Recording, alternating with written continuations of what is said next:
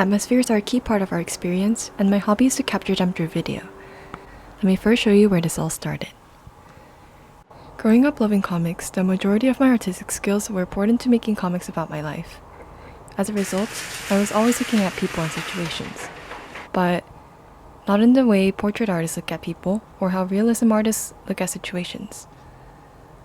While they search for the forms and study lighting, I was looking more so at the atmosphere, both of the person and the whole situation. Because I drew in cartoonish styles, I would also naturally practice abstracting a person in order to capture their atmosphere, taking out what's unimportant, exaggerating the key features of a person, whether it be personality or looks. Then around my senior year of high school, I picked up my dad's camera. Cameras are interesting little things, I learned. They were able to capture atmospheres too. However, while drawing is like a free response question, cameras are like multiple choice questions. You have to start from scratch with drawing, but for camera, you only have to choose from what is in front of you, making it an easier medium to capture atmospheres.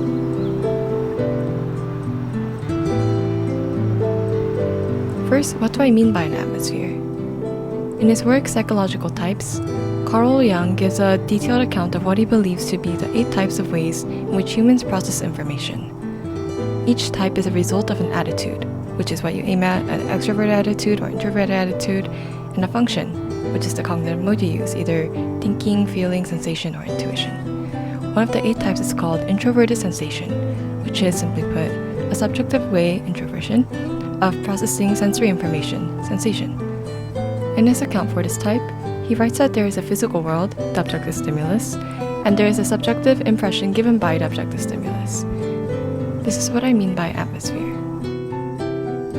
When you recall your fondest memories, it is not the facts about sensory details such as what was spatially located where or who said what, but the overall feeling, the impression that your affection is tied to. If you capture an atmosphere via video, it is accessible anytime and to anyone you wish to show, such that you can, if done correctly, make other people feel what you felt in a moment of time. My personal method of doing so heavily involves music and light. Here is an example of clip with music A,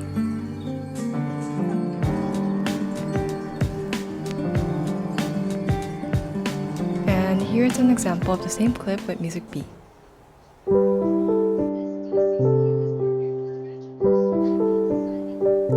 In his paper, Why Do We Listen to Music?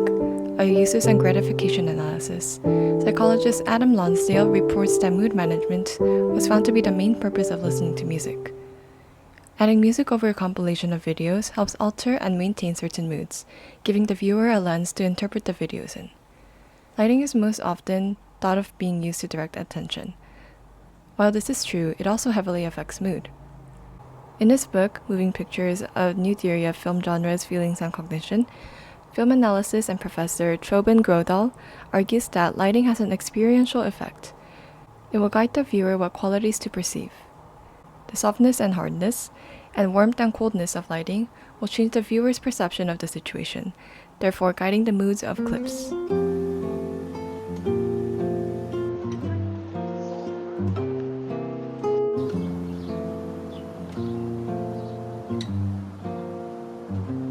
Music and lighting are so important to me because they shape the perceptions of these others so that they can see what I see through my eyes, experience the world I experience, understand how I am affected by it. Though this was a short introduction to my hobby of capturing atmospheres, I hope you were all a bit inspired to go out with your net and capture them yourselves.